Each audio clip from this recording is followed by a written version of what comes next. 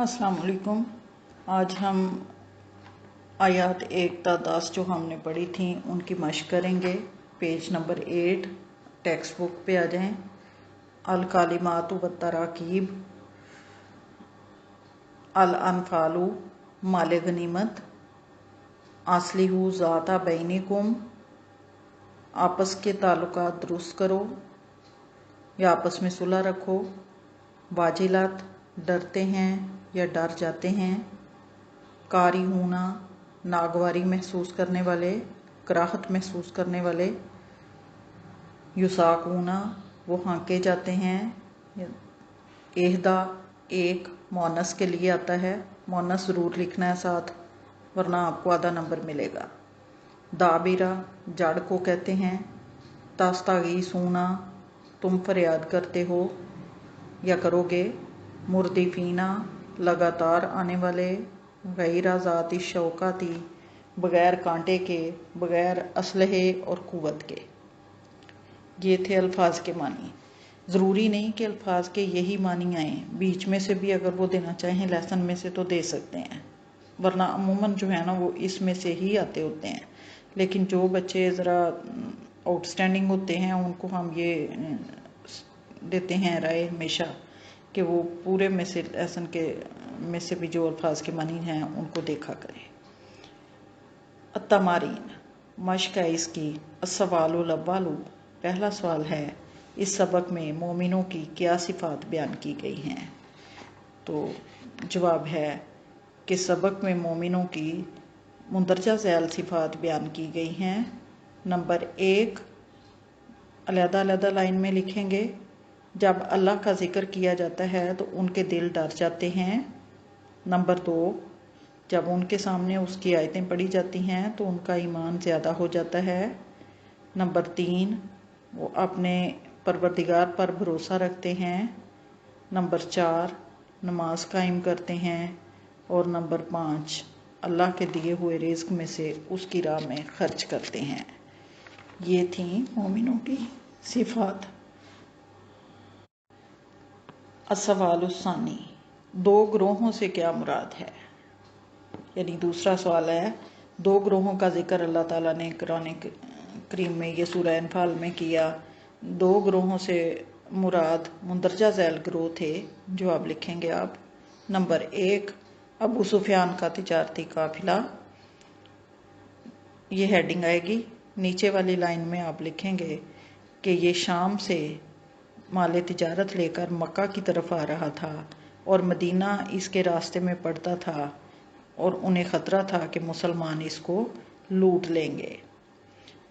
Number 2 Abu जहल का जंगी लश्कर, ये heading आएगी। और ये अबू सुफियान के तिजारती काफ़िले की हिफाजत के लिए और मुसलमानों पर हमला करने की गरज से मक्का से मदीना की तरफ आ रहा था। ये दो ग्रोह थे जो मुसलमानों की तरफ जो है वो आ रहे थे और जिनका जिक्र सूरह अनफाल में है। अस्सवालुस्सालिसु मुंदरजा ज़ैल इबारात का मफ़हूम बयान कीजिए। अब बेटे मफ़हूम में एक चीज़ नोट कर लें कि लंबा चौड़ा मफ़हूम देने की ज़रूरत नहीं होती। टू दी पॉइंट आपने बात करनी है। जो आप लंबाई नहीं नापी जानी, आपकी बात कितनी आपने दुरुस्त कही वो देखा जाएगा और पढ़ा जाएगा।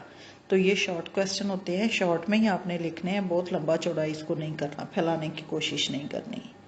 फत्ताकुल्लाह व अस्लिहु ज़ाता बैनिकुम अलिफ पार्ट है इसका। सो तुम अल्लाह से डरो और आपस में सुलह रखो।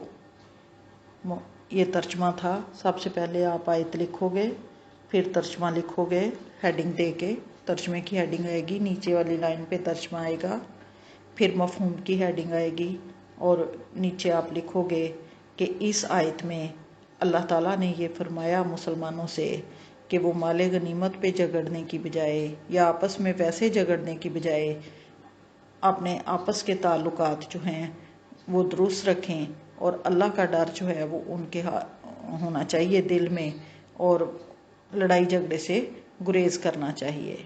रिपीट कर देती हूँ, इस आयत में अल्लाह ताला ने یہ واضح طور پہ فرما دیا مسلمانوں سے کہ وہ اللہ کا ڈر اپنے دل میں رکھیں اور مال غنیمت پہ جھگڑنے کے بجائے یا ویسے آپس میں جھگڑا کرنے کے بجائے آپس میں صلح رکھیں اور اپنے آپس کے تعلقات کو درست رکھیں۔